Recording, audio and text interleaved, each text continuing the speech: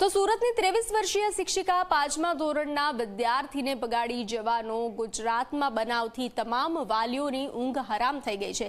જી હા, શિક્ષિકા વિદ્યાર્થીને બગાડી જવાના કેસથી વાલીઓ ચિંતામાં ગરકાવ થયા છે અને સૌ કોઈની ચિંતા વ્યાજબી પણ છે, કેમ કે શિક્ષિકાએ દાવો કર્યો છે કે તે ગર્ભવતી છે અને મેડિકલ તપાસમાં એ પણ સામે આવ્યું છે કે 5મા ધોરણનો વિદ્યાર્થી પિતા બનવા માટે મેડિકલી ફિટ છે। શિક્ષિકાના ગર્ભમાં કોનું બાળક છે તેની તપાસ માટે ડીએનએ સેમ્પલ લેવામાં આવ્યા છે, પરંતુ આખા સમાજને વિચારતા કરી દેતા આ બનાવ બાદ જાણીતા સિનિયર ગાયનેકોલોજિસ્ટે મોટો ખુલાસો કર્યો છે। ઝી 24 કલાક સાથેની વાતચીતમાં સિનિયર ગાયનેકોલોજિસ્ટ ડોક્ટર અર્ચના શાહનું કહેવું છે કે જંક ફૂડ, મોબાઈલ અને બદલાતી લાઈફસ્ટાઈલ આપણા બાળકોને અસર કરી રહી છે। દરેક માતા પિતા માટે સુરતનો કેસ લાલબત્તી સમાન ગણાવતા ડોક્ટરે કહ્યું કે વાલીઓ પોતાના સંતાનોને સારા ખોટાની સમજ આપે તે હવે જરૂરી બની ગયું છે, કેમ કે 13 વર્ષના છોકરાઓ સેક્સ્યુઅલી સક્ષમ થઈ ગયા છે।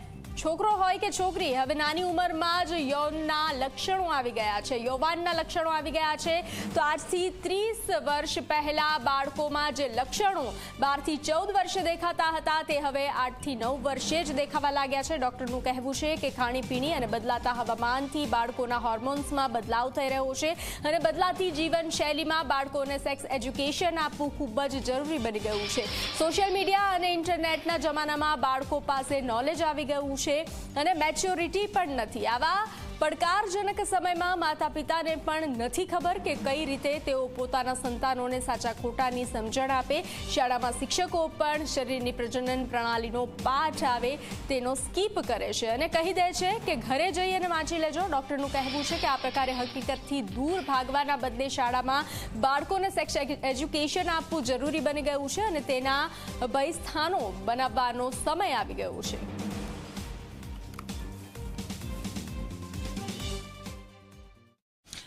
આ એક બહુ જ ખરાબ ઘટના આપણા સમાજમાં થઈ છે અને એ બતાવે છે કે આપણું સમાજ ક્યાં જઈ રહ્યું છે। 13 વર્ષનો છોકરો who has been sexually exploited, એટલે એ એક મા બાપ માટે, પેરેન્ટ્સ માટે એક રેડ ફ્લેગ સિગ્નલ છે કે તમે તમારા છોકરાઓનું ધ્યાન રાખો અને એમને એજ્યુકેટ કરો। લોટ ઓફ લીગલ, સોશિયલ અને મોરલ ઇશ્યુઝ પણ થાય છે જ્યારે આપણે ટીચર અને એક સ્ટુડન્ટનું સંબંધ ને જોઈએ છે, પણ 13 વર્ષે છોકરાઓ હવે સેક્સ્યુઅલી સક્ષમ થઈ ગયા છે, એ વસ્તુ તમારે ખાસ ધ્યાન રાખવાની। હવે અમે લોકો પ્રેક્ટિસમાં પણ જોઈ રહ્યા છે કે ગર્લ હોય કે બોય હોય, છોકરો હોય કે છોકરી હોય, એને પ્યુબર્ટી જે હોર્મોનલ ચેન્જીસ છે એ બહુ વહેલી એજે આવી જાય છે। પહેલાંના જમાનામાં મે બી 25-30 વર્ષ પહેલાં જો હું વાત કરું તો જે હોર્મોન પ્યુબર્ટીની એજ ગણાતી હતી, સામાન્ય ઉંમર, એ 12 થી 14 વર્ષની ગણાતી હતી। હવે અમારી પાસે છોકરીઓ પણ આવે છે જે 8-9 વર્ષે એને પીરિયડ સ્ટાર્ટ થઈ જતા હોય છે, 3rd સ્ટાન્ડર્ડની છોકરીને પીરિયડ સ્ટાર્ટ થાય છે। સેમ છોકરાઓમાં પણ પ્યુબર્ટી વહેલી આવે છે। આના પાછળના ઘણા બધા કારણો છે। છોકરાઓનું જે આપણે ડાયટ છે, પોષણ છે, એ ઇમ્પ્રૂવ થયું છે।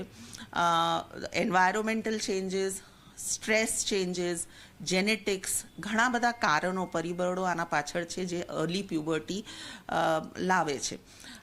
સેકન્ડ થિંગ ઇઝ, છોકરાઓને જે નાની ઉંમરે સેક્સ પ્રત્યેનું નોલેજ એ જે છે એ ક્યાંથી મળે છે? એ ઇન્ટરનેટથી મળે છે, એ સોશિયલ મીડિયાથી મળે છે, એ ઓટીટી પ્લેટફોર્મ્સ પર બધા જે એના સિરીઝ છે એ બધું જોતા હોય છે, એ છોકરાઓના હાથમાં આવી ગયું છે because of the smartphone. So sex પ્રત્યેની એક ઉત્સુકતા હોય કે સમ ક્યુરિયોસિટી હોય, સો હોર્મોન્સ તો છે જ, પ્યુબર્ટી આવી ગઈ છે, હવે એ સેક્સ શું છે એમને પ્રોપર ગાઈડન્સ નથી મળતું કે શું રાઈટ છે, શું રોંગ છે। ઇન્ફોર્મેશન બધું છે કે સેક્સ શું હોય છે એ બધું ખબર પડે, પણ રાઈટ એજ શું છે, રોંગ એજ શું છે, કે આમાં શું પ્રોપર કરવાનું છે, એ ગાઈડન્સ આપવાવાળું કોઈ નથી, એટલે આ બધા કેસીસ સમાજમાં થાય છે। સેક્સ એજ્યુકેશન આપણે 8-9 યર્સથી ચાલુ કરી દેવું પડે, પણ આપે કોણ? સ્કૂલમાં જો આપણે જોઈએ તો જ્યારે ટીચર્સ એમને ભણાવતા હોય ને રિપ્રોડક્ટિવ સિસ્ટમનું જે ચેપ્ટર આવે તો ટીચર્સ પોતે કમ્ફર્ટેબલ નથી હોતા, એટલે સ્ટુડન્ટ્સને કહી દે કે તમે ઘરે જઈને ચેપ્ટર વાંચી લેજો. સો ટીચર્સ આર નોટ કમ્ફર્ટેબલ. પેરેન્ટ્સની વાત કરીએ તો પેરેન્ટ્સ કહે કે મેડમ અમને ખબર નથી, અમે એમને કેવી રીતે સમજાવીએ છીએ. હા, ઘણા બધા પેરેન્ટ્સ ડૉક્ટરને સંપર્ક કરતા હોય છે, but parents need to be comfortable themselves, કારણ કે હવે with the internet and social media sex વિશે છોકરાઓ જાણી લે છે. ઇવન 6-7 વર્ષના બચ્ચાને સેક્સ શબ્દ